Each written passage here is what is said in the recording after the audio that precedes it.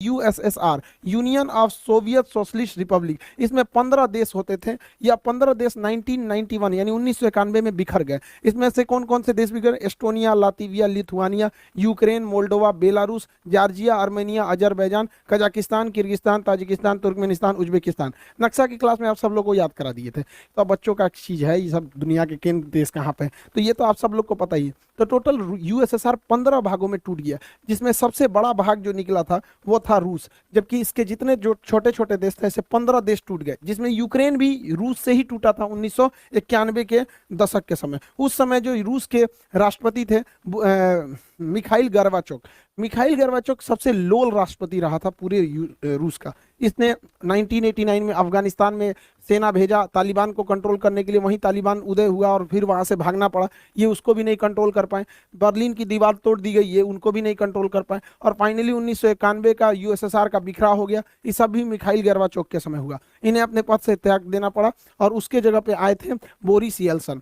Boris Yeltsin से लोगों को उम्मीदें थी, लेकिन बोरिस येल्सन जो थे महापियक्कड़ आदमी था। ये जहां तहां पीने लगता था, बड़का बड़का बाल्टी में दारू पीता था और नाचने लगता था। स्टेज पे गया, देखिए नचनिया के साथ ही नाच रहा है, बताइए राष्ट्रपति नाचेगा? जिस वजह से इसका विरोध होने लगा।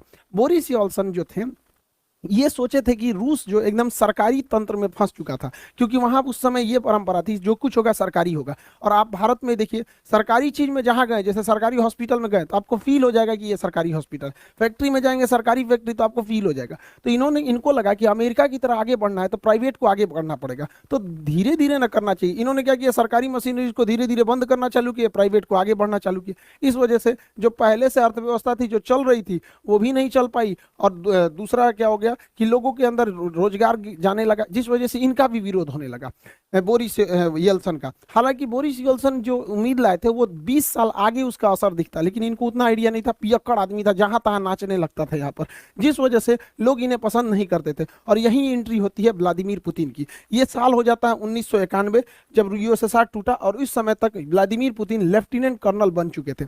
इस समय इनकी जो मुलाकात होती है वो रूस का सबसे बड़ा जो शहर है सेंट पीटर्सबर्ग, सेंट पीटर्सबर्ग के मेयर थे एंटोली सोबचक।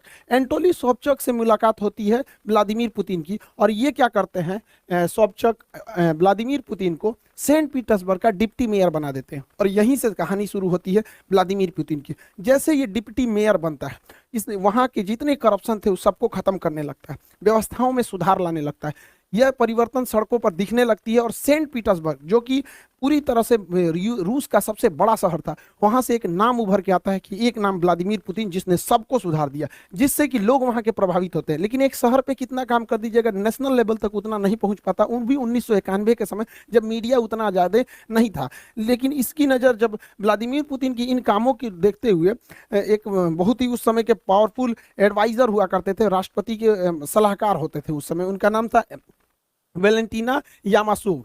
ये वेलेंटीना यामासोव जो थे, इनकी एक विशेषता थी कि ये उस समय के जो राष्ट्रपति थे बोरिस येल्सन, उनके ये दामाद थे। तो जिस वजह से आप समझ सकते हैं कि राष्ट्रपति का ही दामाद है तो कितना पहुंच होगा। तो ये जो थे वेलेंटीना यामासोव, वेलेंटीना यामासोव जो थे, इन्होंने पुतिन को बुलाया और उनको क्या किया कि एडवाइजर रख दिया किसका, बोरिस येल्सन का। इस तरह से पुतिन और बोरिस येल्सन की दोस्ती हो गई। ये एक सलाहकार के तौर पर इनके पास आया, और बोरिस येल्सन इन पे बहुत भरोसा करते थे, और राष्ट्रपति बोरिस येल्सन पुतिन को हमेशा साथ रखते थे। और धीरे धीरे ये नेशनल लेवल तक ये चेहरा उभरते गया कि करप्शन को खत्म करना, कभी बोल्ड स्टेप्स लेना। इस वजह से पुतिन का कद धीरे धीरे बढ़ता गया। बड़ी बड़ी जिम्मेदारियां बोरिस येल्सन पुतिन को देने लगे, जनता में पुतिन लोकप्रिय होने लगा। और इसी दौरान बोरिस येल्सन अपने शराबीपन की वजह से, जहां तहां नाच देने की वजह से अपनी गरिमा को खोते जा रहे थे, जिसे भरपाई करने के लिए 1999 में 1900 इधर भारत में कारगिल की लड़ाई चल रही थी, और उस समय 1999 में रूस का प्रधानमंत्री बनाया गया व्लादिमीर पुतिन को। वहां पे प्रधानमंत्री को ज्यादा पावर नहीं है, वहां सारा पावर राष्ट्रपति को, और राष्ट्रपति थे बोरिस येल्सन। तो यहां से एक नेशनल लेवल तक पहचान बन गई पुतिन की। लेकिन पुतिन बहुत ही महत्वाकांक्षी था, वह सोचता था कि हम आगे प्रधानमंत्री से राष्ट्रपति कैसे बनेंगे, क्योंकि वहां सारा पावर राष्ट्रपति के पास था। इसने दिमाग लगाया, रूस का जो ये वाला एरिया है, नीचे का एरिया, रूस इतनी तो पूरा बड़ा है, मॉस्को से नीचे का ये एरिया है, इसका नाम है चेचन्या। ये चेचन्या जो था ये रूस से टूटना चाहता था, क्योंकि 1991 में 15 देश टूटे थे, तो चेचन्या कहता था हम भी टूटना चाहते हैं। तो रूस ने ये व्लादिमीर पुतिन, चूंकि ये खुफिया एजेंट था, इसने दिमाग लगाया। उसने कहा कि एक काम करते हैं, इन्हीं को फंसा देते हैं। इसने मॉस्को में बम ब्लास्ट कराना चालू किया।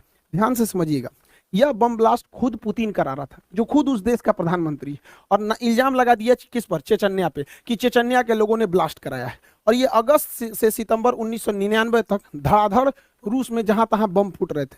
इधर भारत में 1999 में कारगिल हो रहा था, अटल बिहारी वाजपेयी थे, और देखते देखते एक महीना, अगस्त से सितंबर 1999 में रूस के शहर मॉस्को, राजधानी मॉस्को में धड़ाधड़ सीरियल ब्लास्ट होने लगे। इस ब्लास्ट में कहीं 10 आदमी मारा जाता है, कहीं 2 आदमी मारा जाता है। ऐसे करते करते मॉस्को में मरने वालों की संख्या 300 हो गई, जिस वजह से भयंकर बवाल हो गया। रूस के लोग अब चेचन्या को देखना नहीं चाहते थे, वो चाहते थे चेचन्या रात से एकदम तबाही किया जाए। अब सोचिए, याद कीजिए 2019 जब भारत में पुलवामा में अटैक हुआ था, हमारे सिपाही शहीद हुए थे, तो किस तरह से बवाल हुआ था कि घुस के मारेंगे आतंकवादियों को। यही चाहता था वहां पर पुतिन भी। पुतिन इसी चीज को चाहता था कि एक बार जनता का समर्थन हो जाए कि मारो चेचन्या को, और यही हो भी गया। 300 लोग जब मरे एक महीने के अंदर लगातार बम ब्लास्ट में, तो रूस की जनता कही कि मारो ससुरा को। इस बीच प्रधानमंत्री थे पुतिन, पावर तो रहता ही है पुतिन को। अब बोरिस यल्सन जो पियक्कड़ था, शराब पी के पूरा पावर पुतिन को दे दिया, कहा कि चेचन्या को संभालो।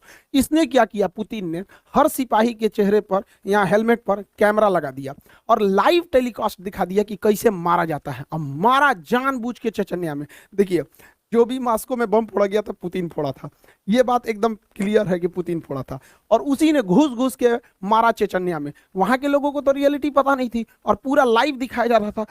ध्वस्त कर दिया पूरी तरह चेचन्या को, और वहां के लोगों को, भाई उनको लगा कि हमने बदला लिया है यहाँ पर, और 80,000 लोगों को मार दिया पुतिन।